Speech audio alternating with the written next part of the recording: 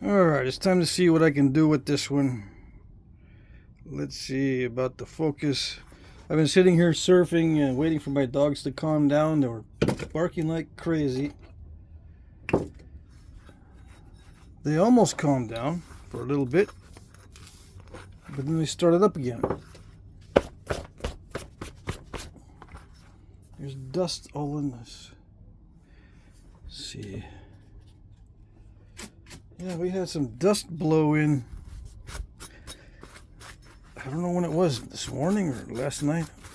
Everything has a fine layer of dust. It's gonna make this look funny. Let's see. This is one of my older gloves. I don't want to ruin the reinforced ones just yet. I'm going to save those for when I have a really big project. And I'm going to have some big spalling projects coming up here soon. The humidity is very, very low. So everything has got static cling right now. I mean everything. So I tried to dust this off and it didn't work. Alright, let's see. See if we can get some dust off that broom too. Anyways, let's see. I'm going to see what I can do with this.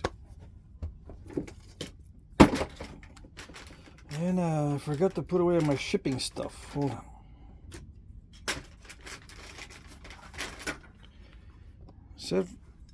Am I going to be able to capture this?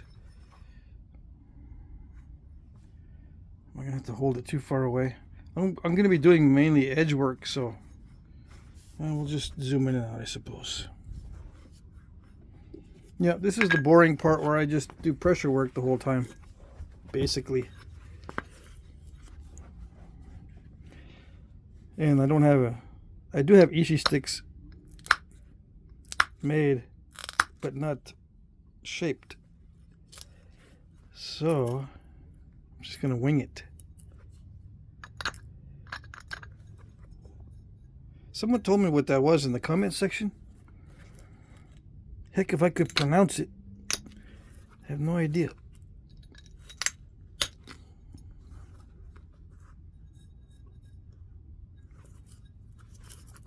You know what? That takes just way too long. I mean, it's already getting on my nerves, and I just took a few flakes. I'm going to percussion and pretend it's pressure. How's that? I'm just going to percussion my way around the edges.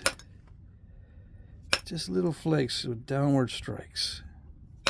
Just like I would be doing with pressure. Just downward pressure flakes. Just to get this edge regularized. Come on.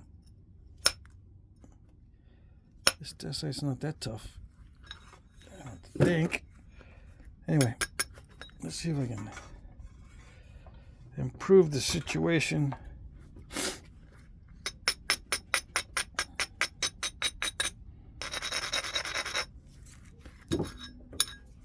It's very hot today, or it was. Luckily, it's the desert. And I don't say that very often, but luckily, since it is the desert, there is a cooling off period every night. As soon as the sun goes down, it drops like about 10 degrees right away. Of course, it's common everywhere, but it'll drop another 10 degrees soon enough. That's the good part.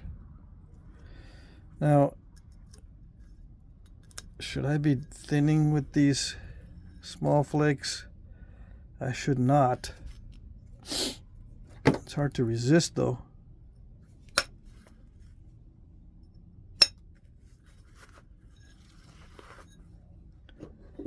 I should not be running too many long flakes.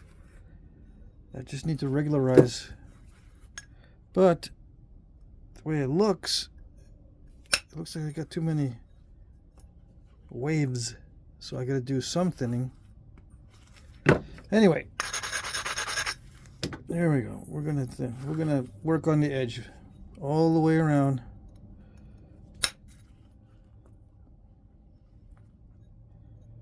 With the steel rod, not the aluminum rod this time. I used aluminum a little bit earlier. That I pinched myself there. This is an unrelated little incident.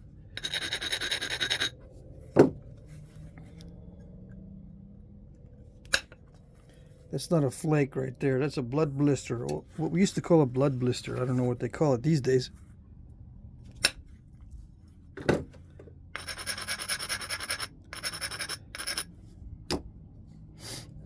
So I managed to flake through that little unpronounceable defect.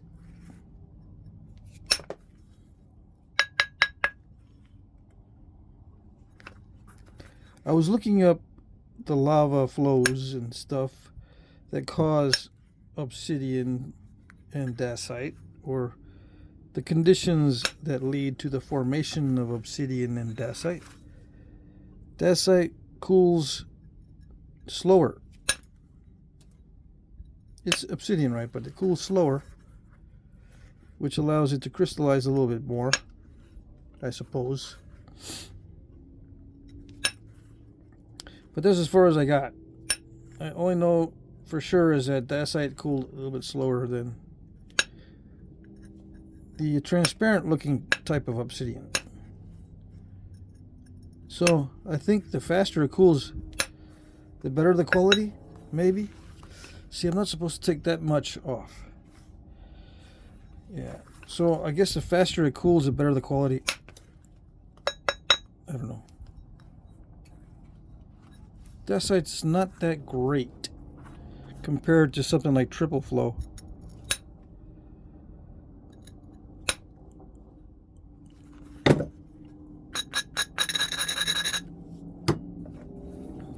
In my opinion.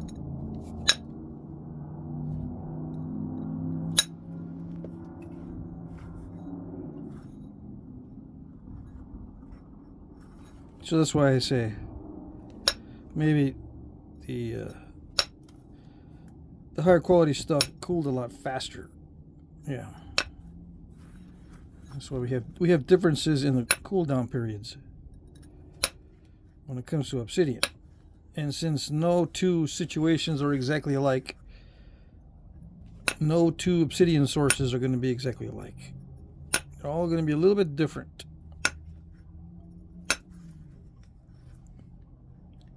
Which leads to some problems when we try to explain how to work this stuff. Because you might have something that looks exactly the same as this, but doesn't nap at all like this. And how do you know it's the stone and not the napper? You don't. That's one of the difficulties in teaching knapping. I'm not really sure if it's a problem with the stone or the napper. I think I've said before that obsidian is pretty consistent. It is, generally speaking. But as I've said many times on this channel, if you have luck like mine, you're the 1 out of 1,000 that has the weird obsidian that looks just like every other good obsidian, except yours is weird. I know, because that happens to me too. Everybody else has the good obsidian, and I have obsidian that looks just like what they got. But for some reason, I got the 1 out of 1,000 that is weird. Doesn't nap the same. Yeah. So just be aware.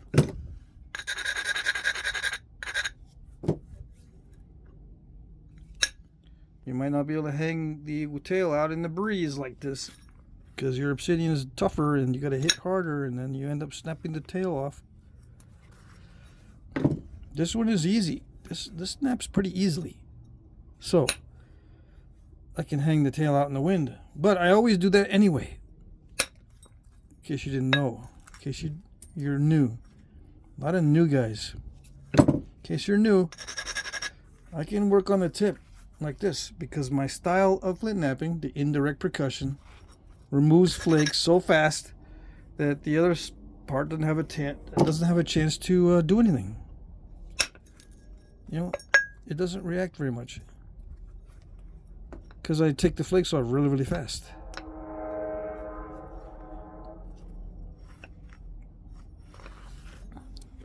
It makes a difference. Yeah. The speed at which you remove the flakes makes a big difference in how it shocks the piece.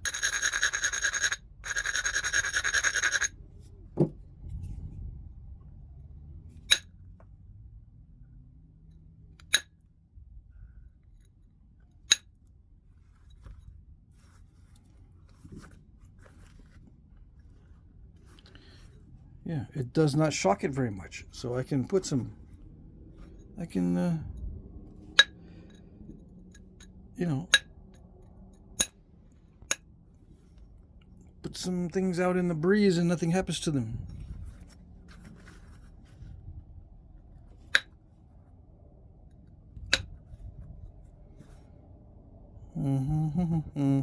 This is when it gets dicey.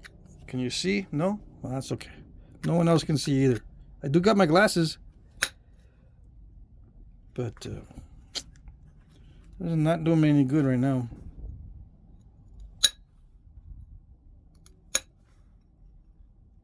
I'm hitting spots that I don't want to hit too hard, so it ends up being weak flakes and crushings and stuff.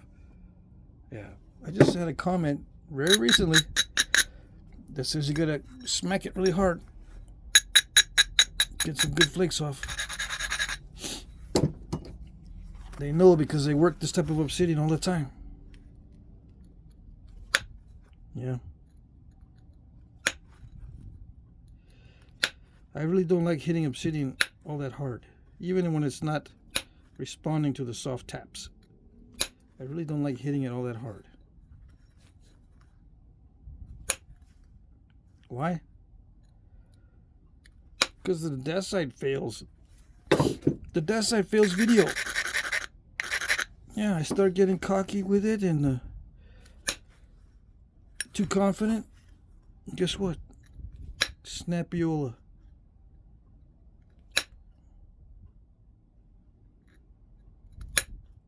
Yeah. Bunch of snappiola stuff.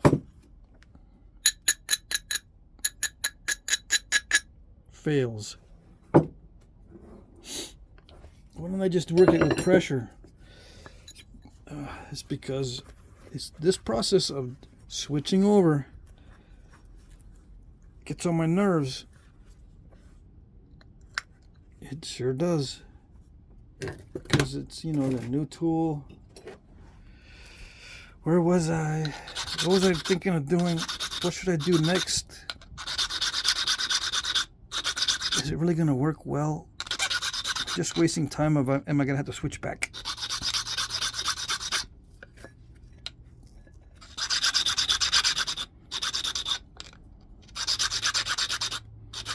I know you guys are not irritated if you switch to a tool and then you find you got to switch back because it's not really doing what you want. I know you guys, some of you guys, or I don't know, maybe all you guys, are not annoyed by that. Yeah, see, it's not doing it. I'm supposed to be able to push off on that. It's not doing it.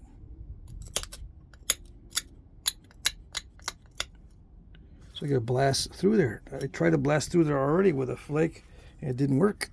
I got a little hump there. There it goes. Yeah, a little hump there that needed to be reduced so I can take a flake off of there and clean it up.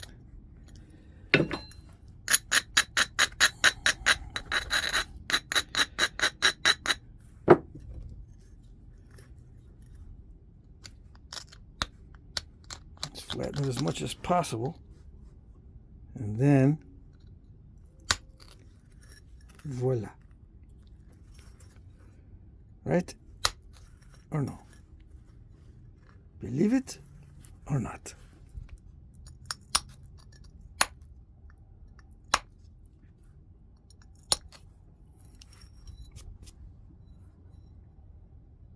See, I gotta take care of this little thing later.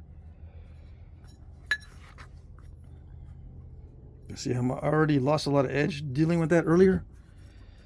I don't want to lose more of the edge. But what I want and what is going to happen are two different things. Yeah.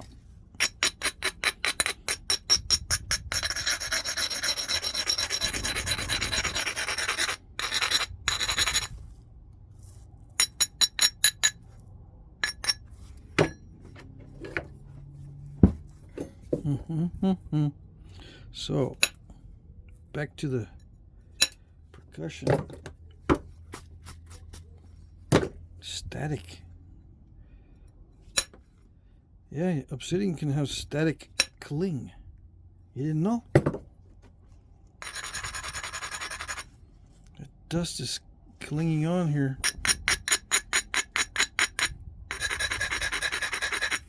I got a lot of defects near the edge. It was a little bit too haphazard in my earlier knappings, I suppose. Now I got to be very, very careful.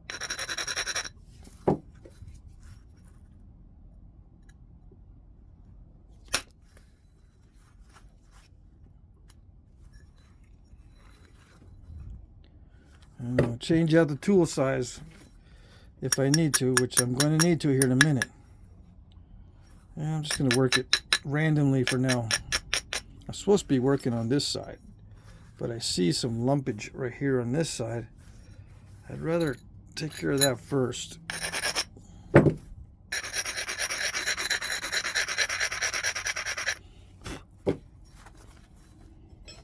Now, do I use steel or aluminum?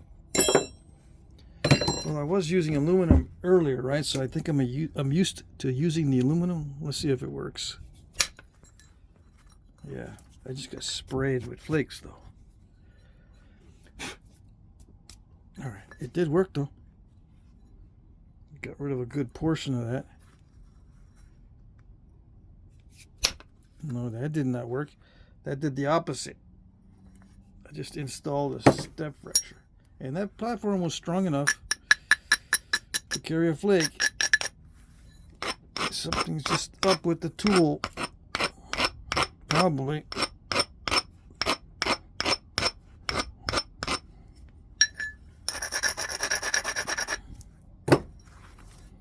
Now I gotta do double damage control, take the hump off and try to avoid making that worse. Alright. See, that's what it's supposed to do earlier. Okay? It's not doing what it's supposed to do. Wait, turn. Then do it. Yeah.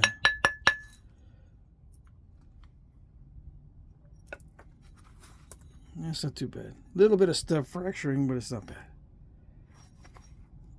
I don't care.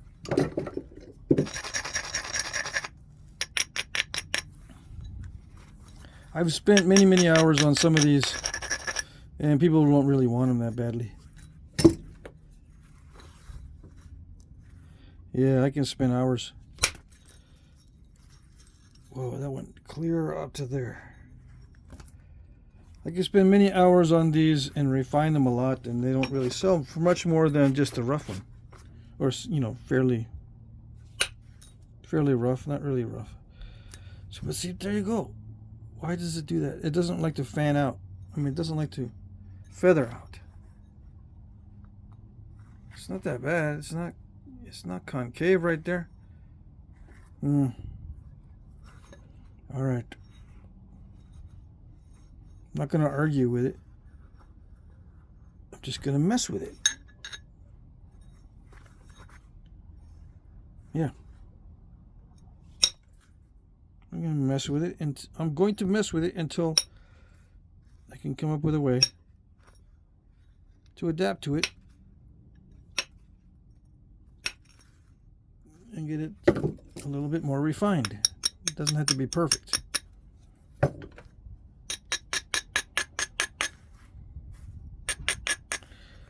Take away some of the lumps and some of the step fractures along the way.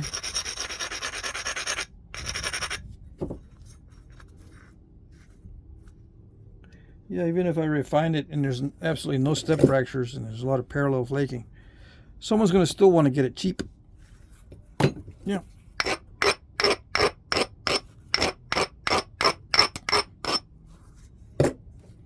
Maybe everyone wants to get it cheap.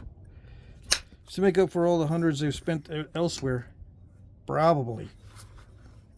Yeah. I don't blame you.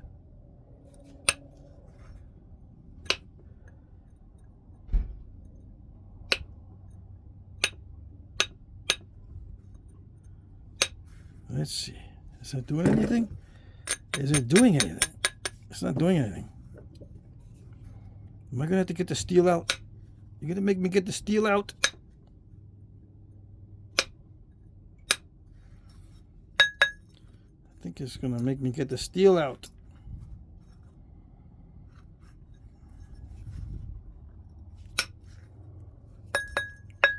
See, now that's not bad. That's a feathering out. See, you could. I know it could do it.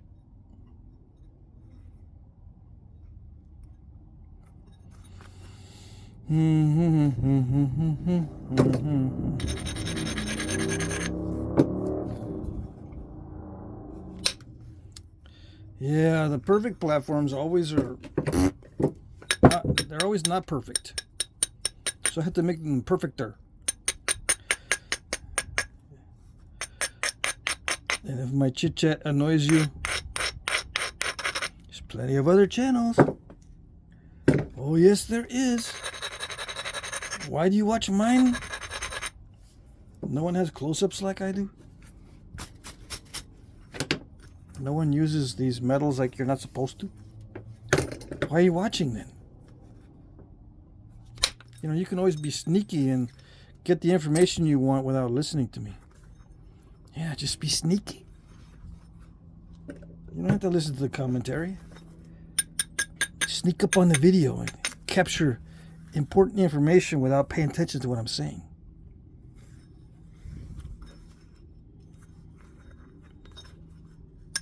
Yeah. Do like everybody else does. That's what they do.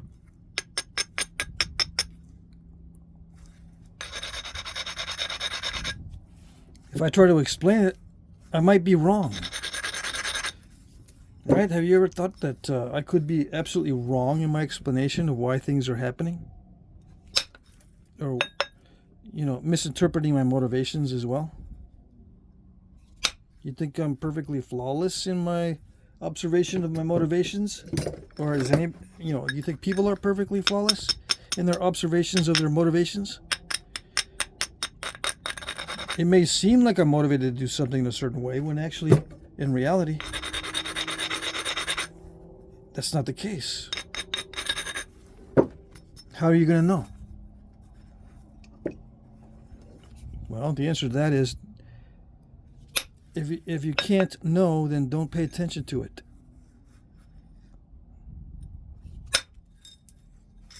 Yeah, if it's something that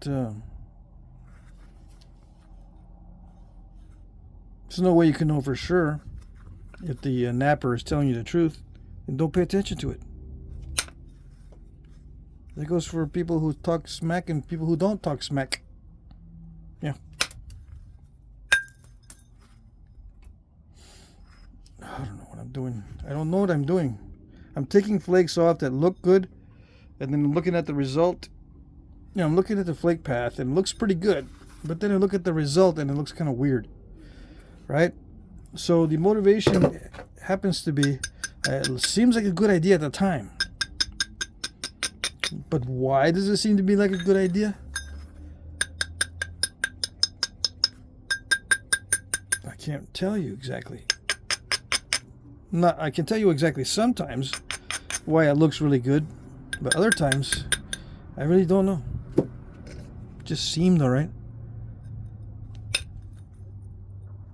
What angles am I preparing? Or what angles am I consciously using? What platforms am I consciously preparing? And why? Sometimes I just don't know. I can make it up. You never know. But you're paying close attention to everything and you're not even aware that I could be misinterpreting my own motivations. And you're sitting there trying to piece together how to do it by listening to what I'm saying and describing.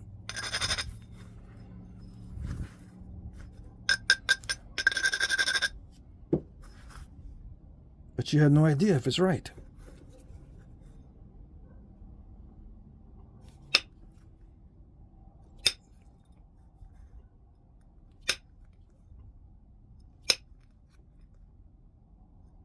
You get some idea, right?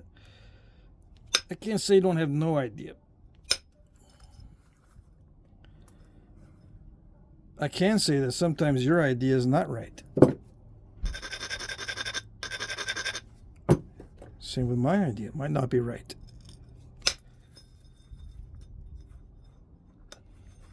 What's the moral of a story? Don't work so hard at this. Just put it in the practice. A lot of it is subconscious, and you will never know. You will never know why you did certain things. Ever. You won't ever know. Because it becomes second nature. And sometimes you don't know, how did I do that flake? You'll never know. You won't ever be able to figure it out sometimes. Is that going to be too frustrating for you? If it is, Flintknapping is going to be very annoying. You might say, well, nothing's more annoying than your commentary. Yeah.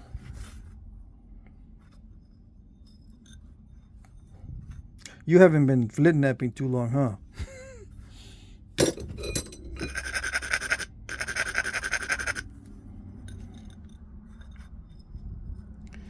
Alright, let's see. What else do I do? I got messes all over the place.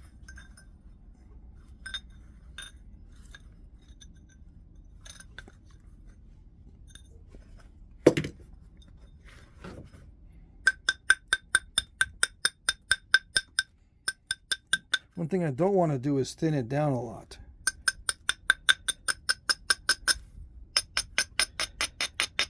I just want to get it cleaned up.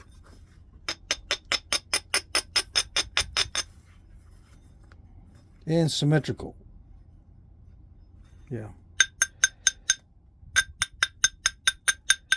Symmetry is part of the attractiveness of these things. When they're all asymmetrical, it looks kind of ugly.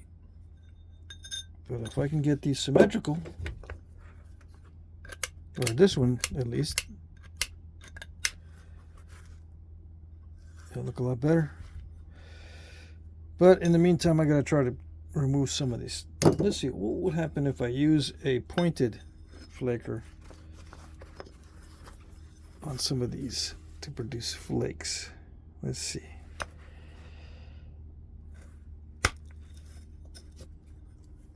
Let me see.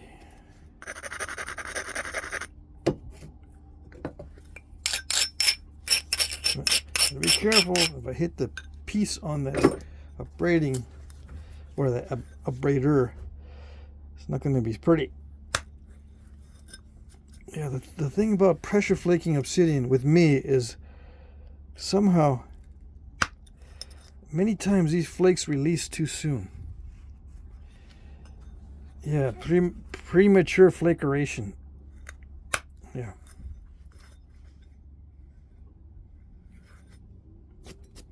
You can do with that what you will.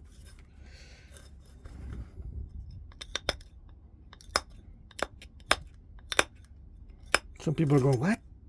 What? Never mind. Just be aware that sometimes those flakes release before you are planning on it.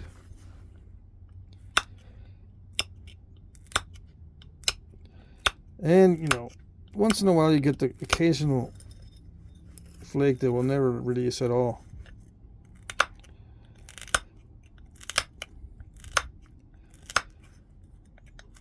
Put the strength of Hercules behind it. Finally get something to move. Yeah. have all kinds of episodes with this stuff.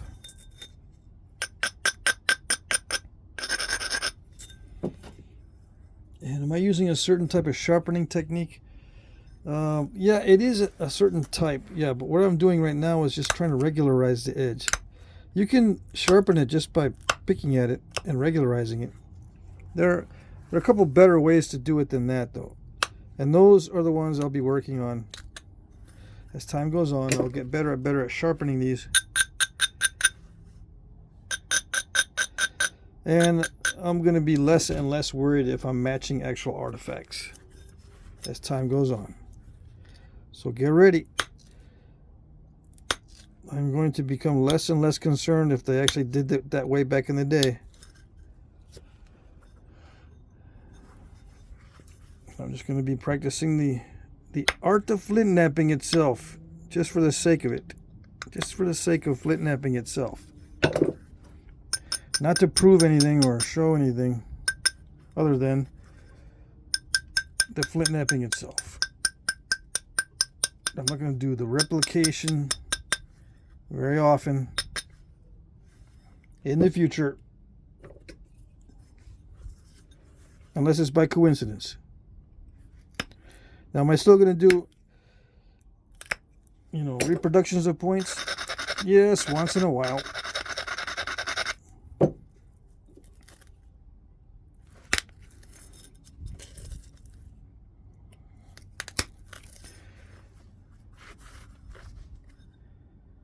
Once in a while, but that's not going to be my focus. All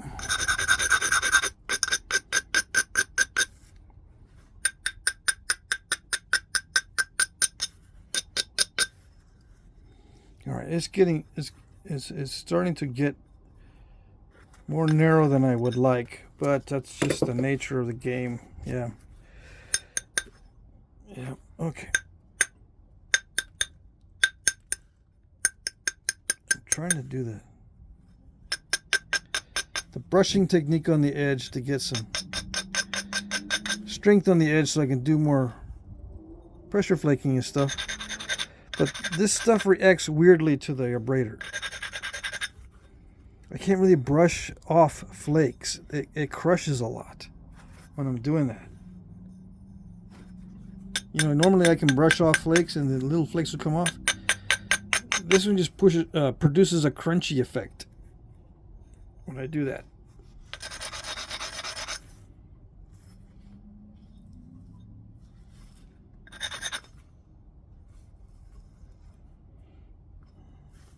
All right, let's go back to the percussion flaker on some of these areas.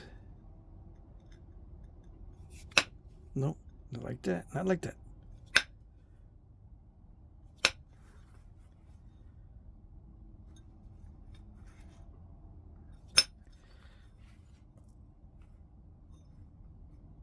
Choose certain areas at random that look like I can produce a useful flake. That's about as detailed as I can get and be, fairly certain that that's my motivation.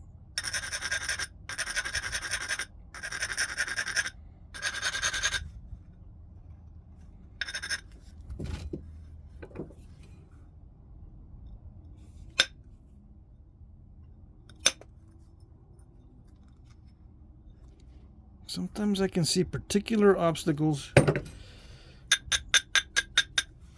Sometimes I try to do more than one thing with a particular flake. Like, I can shape and thin or damage control all at the same time, up to 3 different purposes for the same flake. And you wouldn't know that after the flake is taken. You wouldn't know that there's more than one goal. So that's probably another thing to consider, whether you're absorbing everything. Maybe more than one reason for each flake. And I'm only discussing one of the reasons when subconsciously there's another reason as well. Maybe because it looks like it won't fail right there.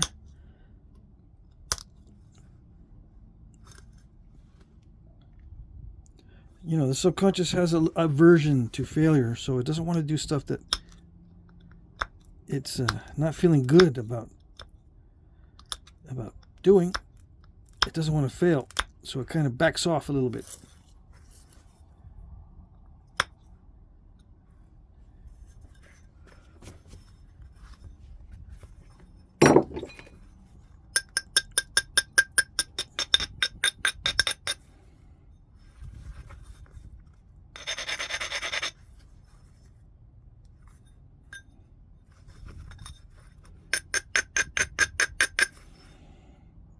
I'm chasing lumps. I mean, it's not a bad experience. I guess I'm fussing a lot, right? It's not a big deal. I mean, I can do the chasing the lumps and stuff, and it's not really that much of a hassle. What is kind of a hassle is seeing all the step fracturings and all the crushings that I get when I normally don't get as much.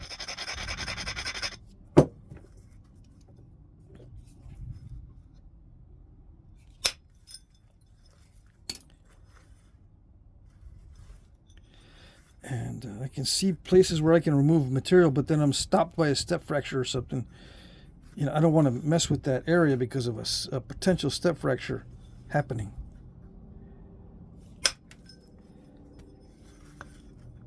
You know, I can kind of see, and then I take a little bit too much off sometimes.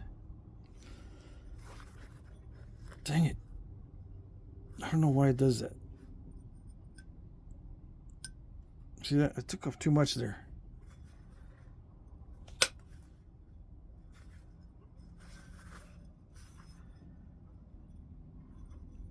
So which means I need to mess with the symmetry again. Dang it. That one hurt. And I wasn't even worried about it. That if I mess that up, it's going to be a real big problem. I wasn't even worried about it. But then, look, it's a real big problem now. See how that dive, it goes in there? I wasn't even worried about that. And I took a big flake, and I'm going, oh, it's not going to be bad. Oh, yes, it is. I was going after this lump right there. I think I got most of it. Okay. Anyway, there's another thing about explaining. If I think too much, I mess it up. How does it mess it up? I'm going in a direction that I don't need to go in. Because I am doing it intellectually. You can't always do this intellectually. A lot of times you got to go by just muscle memory and some of that muscle memory experience.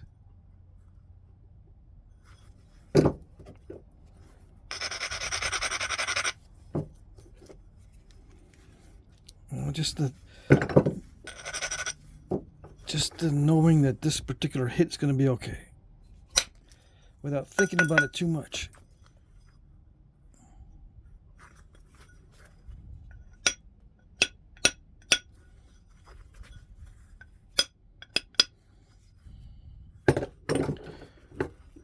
So yeah, that's one of the reasons why I don't talk about it specifically when I'm doing this.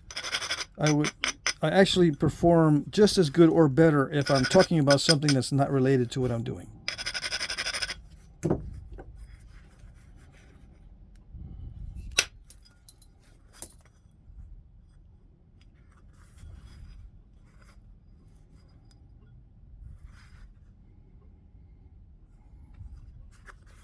Yeah. Look at that too. That just revealed itself also, right? It was looking okay a little bit earlier, but then that part of that came off.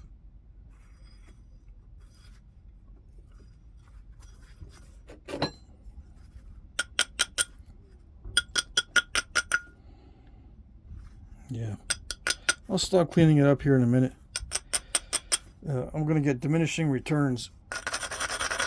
Okay.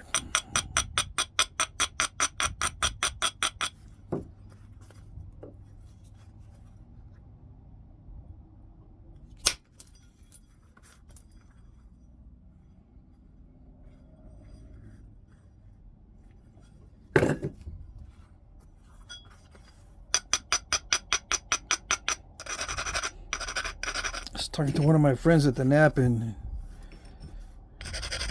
He says he can spot when I'm going to make a mistake, and then sure enough, I make a mistake. He says, I know when you're going to do the mistake, and there you go. Wish I knew.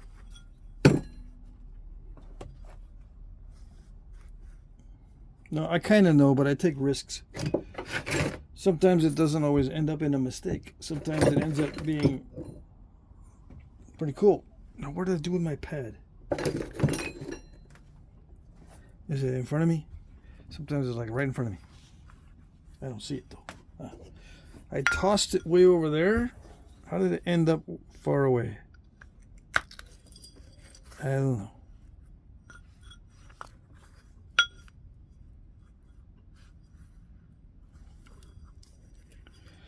All right. So with big blades, I don't often do them. There's just so many areas that I could work on. You guys work on big blades. I've seen videos on them, and you don't discuss the challenges that you have other than, not breaking them because of the length. One of the challenges is dealing with so many options and so many flakes. There's so many flakes for that one piece. This one piece has so many flakes on it in comparison to a smaller piece. It's just the sheer number of flakes on the one piece, or flake scars.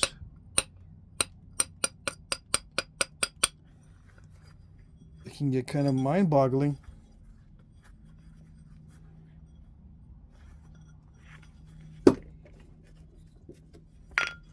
Especially when they start getting really large.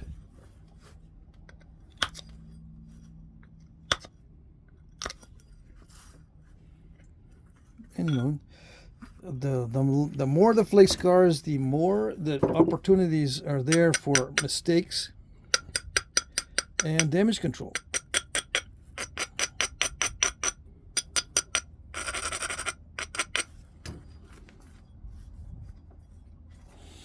All right, let's see. Nope, not like that. Yeah, see? All right. That steel is not working. Well, it's maybe just me, but I think it's the steel.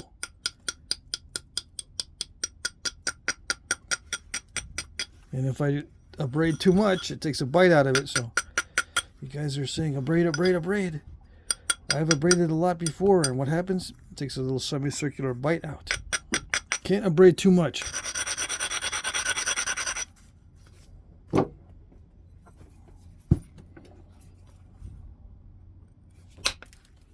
Going back to the aluminum. And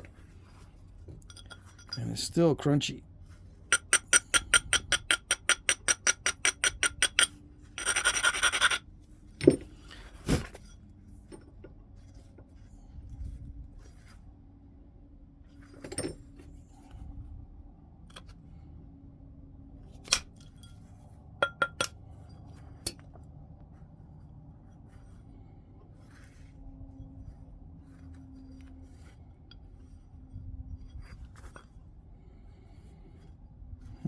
I don't know.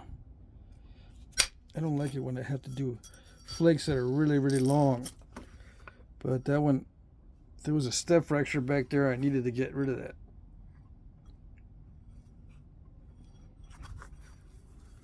Why don't I like the really long ones? Because they have a chance to overshoot. And most of the overshots that I've encountered in my Flintknapping experience have been mistakes that have ruined the whole piece.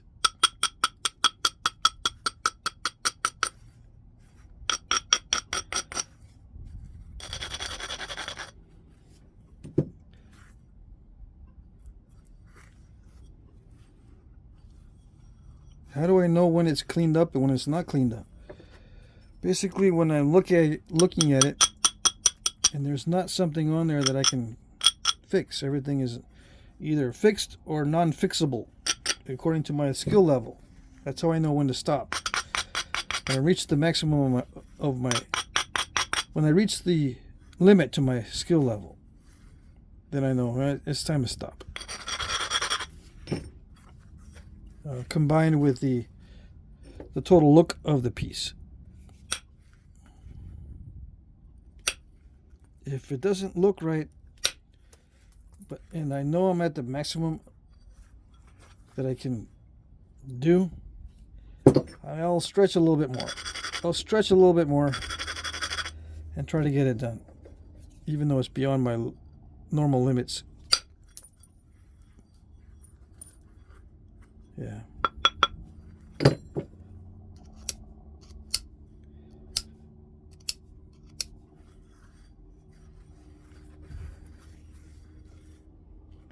But, you know, I'll see usually pretty quick that I'm reaching diminishing returns, or I'm getting diminishing returns. And I'm talking a lot about that at this stage because this is the difficult part. This is the difficult stage. It's the finishing. The finishing is the difficult stage.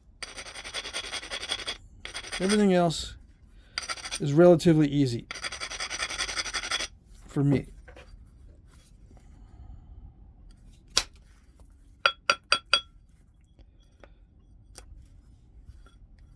And I don't know why sometimes it flakes right and sometimes it leaves these jaggedy areas that drive me up the wall. See how jaggedy that is right there? It didn't do that here. It just liked to do it and wanted to do it there.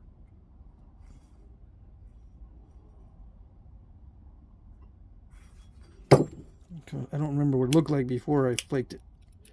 Could have been all wonky or, you know, steppy. I don't know. I don't think it was that bad. Okay. I'm going to go into silent mode and finish this up.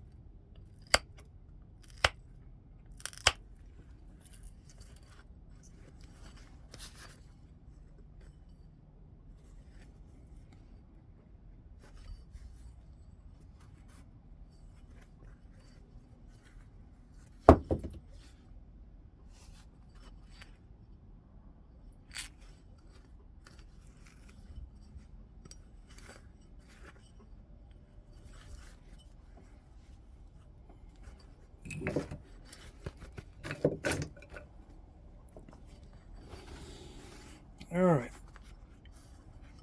Last stage. How many of you out there thought that was enjoyable? For me. Might have been enjoyable for you if you could see. I don't know if you could or not. That was a real big hassle. Not enjoyable at all. Just so you know. Just FYI, I'm not trying to discourage you.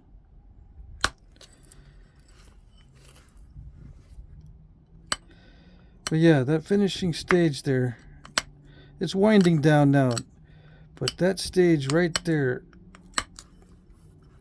where I had to go into silent mode because it was getting too frustrating,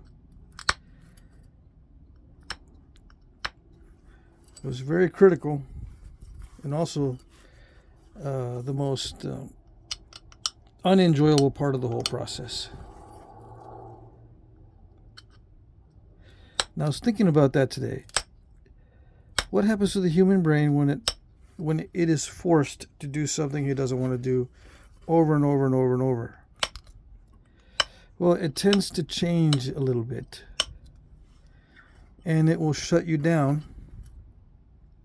eventually because it doesn't want to do it over and over. And every time it shuts you down and you push through even harder, it shuts you down even harder. And it's a cycle. You push harder, it shuts you down harder. You push harder, it shuts you down harder. You get to the point where it shuts you down so much. I'm talking about personal experience here. My brain shuts me down so hard that it makes me physically sick. Yeah, if I keep forcing myself to do something that I don't want to do. And it probably is the same for everybody. Eventually, the brain will shut you down so hard that it'll make you physically sick. Your immune system starts to suffer, and so forth and so on.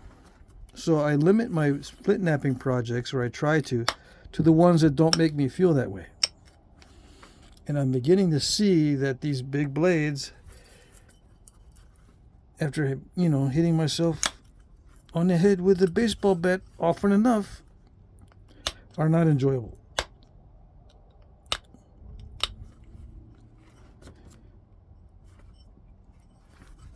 Yeah, I started doing these a lot starting last summer. Was it last summer? Yeah, last summer. And hopefully, hoping that eventually it will get better. And it wouldn't be so much of a hassle. But no, my brain just keeps shutting me down harder. So I got to be careful. I don't want to be in a situation where I never want to do these. But if I keep forcing myself to do that,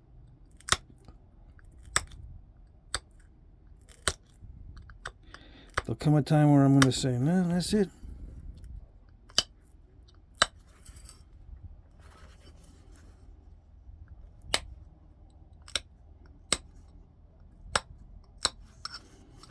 So yeah, that happens a lot in various areas with various other things too. In Flintknapping, right? Too much Clovis fluting, forcing yourself to try to learn to do it, or forcing myself to do it over and over and over to get longer and longer flutes. If it gets too frustrating and you force yourself, if I force myself, my brain shuts me down harder and harder and harder. Over time, I want to stop before it starts getting me physically sick. I know from experience, because that's the way it was on the job. You get tired of doing certain things at a job, and it's time to move on to a different job. Yeah, if you're not being productive because of the forcing yourself thing and having it affect your health, then it's time for another job, right? Time to move on.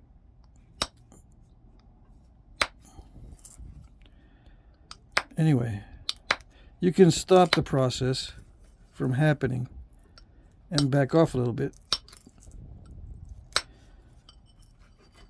So that's what I've been doing. I haven't been doing too many of these large blades, but every time I get back into one, the old brain starts to try to shut me down.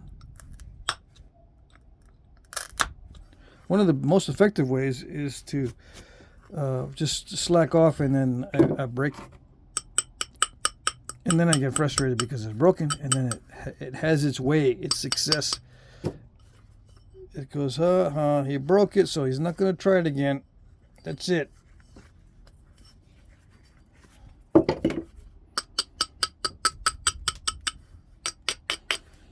Yeah, I'm going to stop before I break it.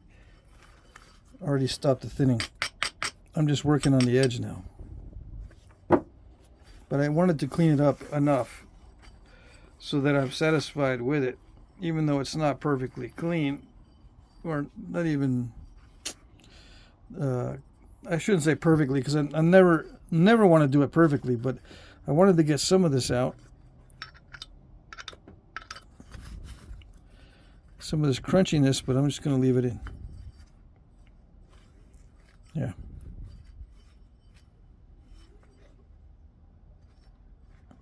Should sharpen it off camera because you probably can't see what I'm doing. I don't know. It's time to move on to a different thing.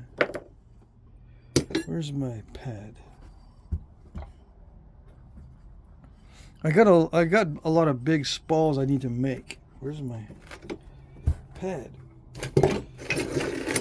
Okay.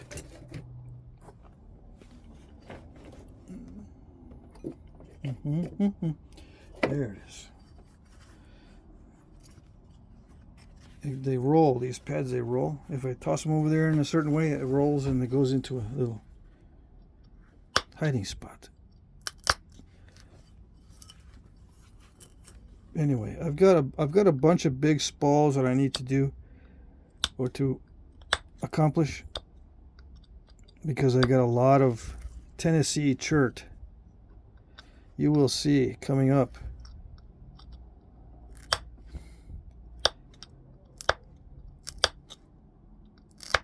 Those flakes sprayed right into my nose.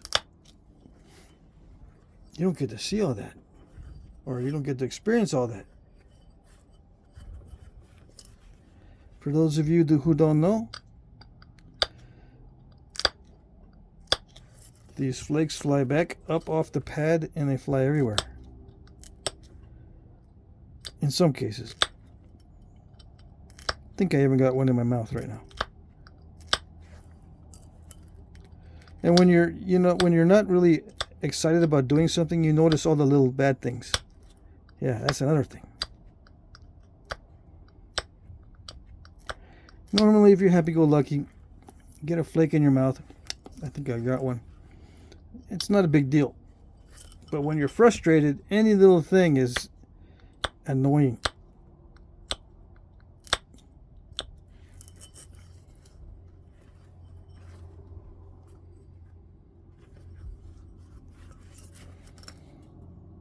You might say, well, you shouldn't be a mouth breather while you're napping. Yeah. I think I was being a mouth breather for a minute there.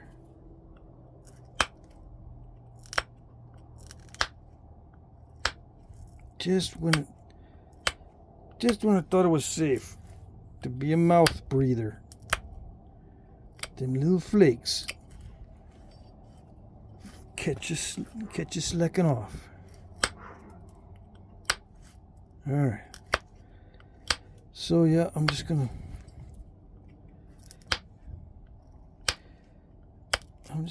try to pick the edge sharp.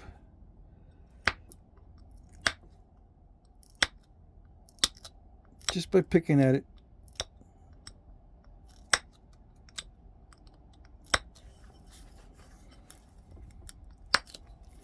It's going to be a little jaggedy. Oh well.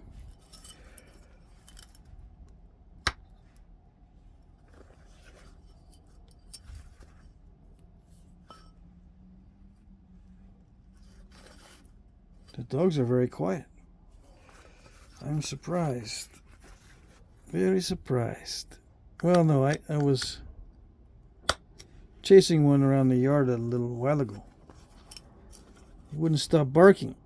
Now, if I start chasing them around the yard, they get all like, whoa, what's going on? Whoa. So I guess he went whoa enough that he stopped.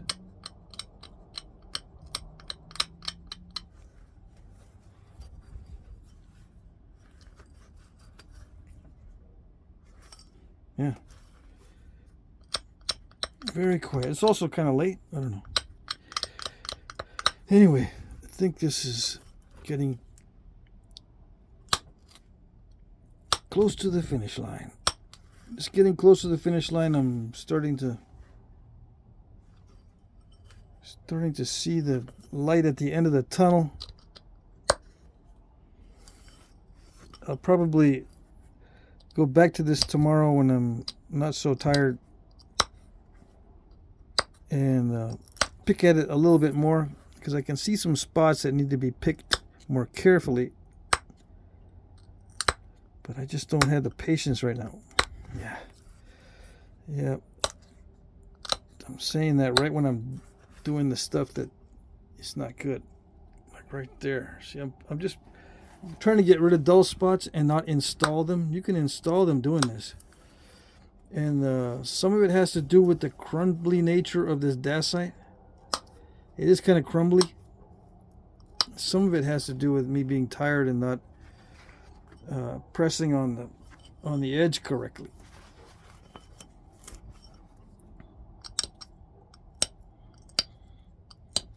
How do you press on the edge correctly? Well, press on it in a way that causes a little flake to release with a snap and not a crunch. You get used to it after a while. You figure out what is the snap and what is the crunch. The snap is mostly downward pressure. So you get the snap. The crunch is when you start doing a little bit of inward. You don't want too much inward. And that's why I like using the spatula tool. Just you can press downward. It kind of thickens the edge. Yes. There are ways to sharpen it where you can get a really fine, thin edge, but I'm not into that right now. Mainly because it's hard to do while filming, because I'm down here. You won't see it because I'm napping way close to myself. I can't put the camera close enough. See, I'm in here. I can't put the camera close enough to my chest to get a view of what I normally do. Like I'm right there, I'm right on the edge. I'm normally in this position here, or even further in, and you can't see. That's when I do some of my best pressure. Some of my best pressure flaking is right here up next to my belly. Yeah. And it's not a good posture position, but I can get some leverage and I can get some control over the flaker.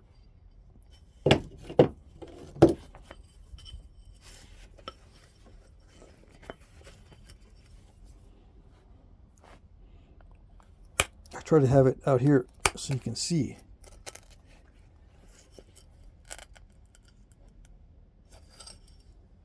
Yeah, I'm not going to mess with it. That's enough messing for tonight. Yeah. All right. Yep.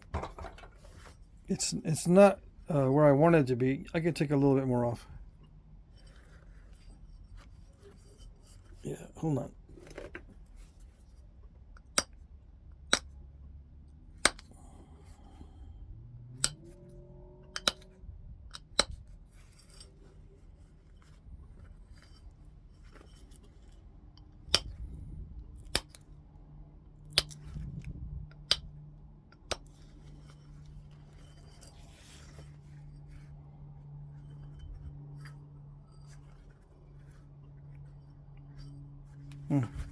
I can see there might be a possibility to get rid of some of that crunchiness.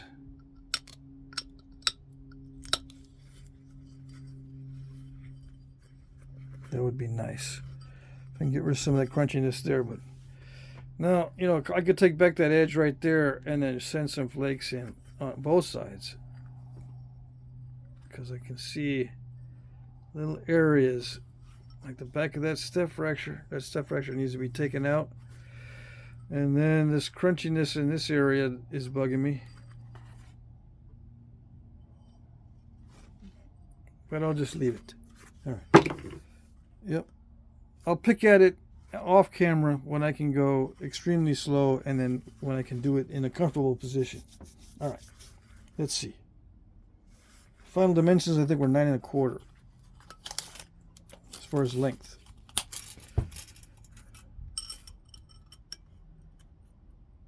Yeah, 9 3/16. I took off just a tad more off the tip, I believe. And the last little pass, 2 1/4.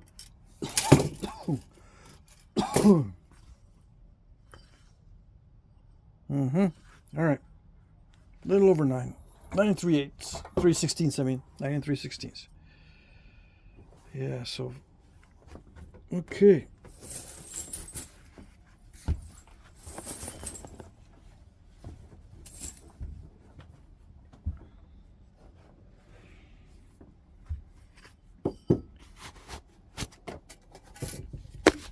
Oops.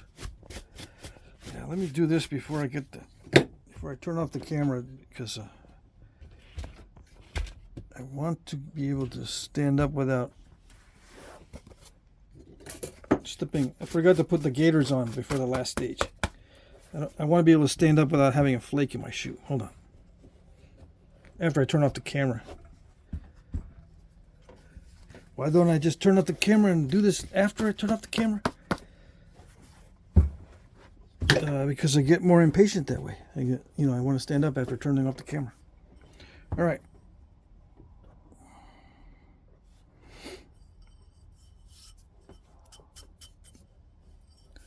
Let's see. I do need to wipe this again. Just a little bit of exposure to some of that dust over there on the side, and the static zip attracts the dust. Somehow there's a static charge on the obsidian. All right.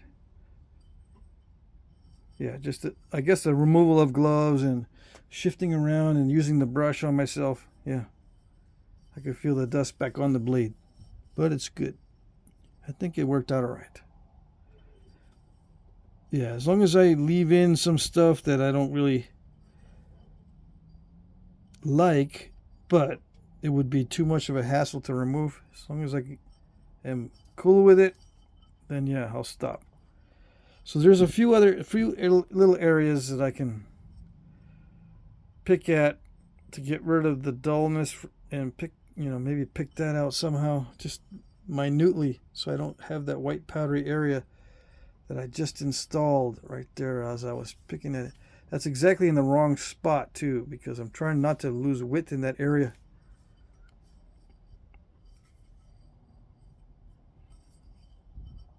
Anyway, dance blade. How did they hold it? Like this or like this when doing the ceremony? And was this sharp as this? Was this as sharp as this side? Well, I know the Aztecs would use this side, because when they put a little face on it, you see the eye here and the teeth down here. So that means this is the top of the head, which means it probably held it down here and cut this way. It wouldn't make any sense, I don't think, to have the guy upside down. Well, maybe it's not upside down if you do it that way. I don't know. Speculation. But yeah, different cultures had dance blades, and not all of them were pointy like this. They were rounded off a lot of times.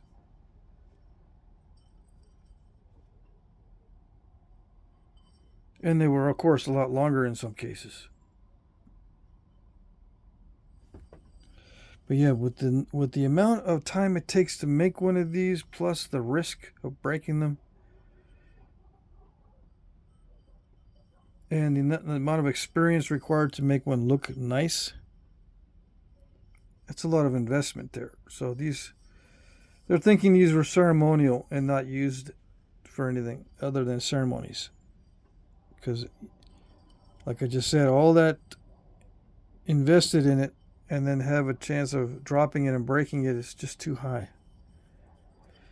All right, so there you go. And that's it.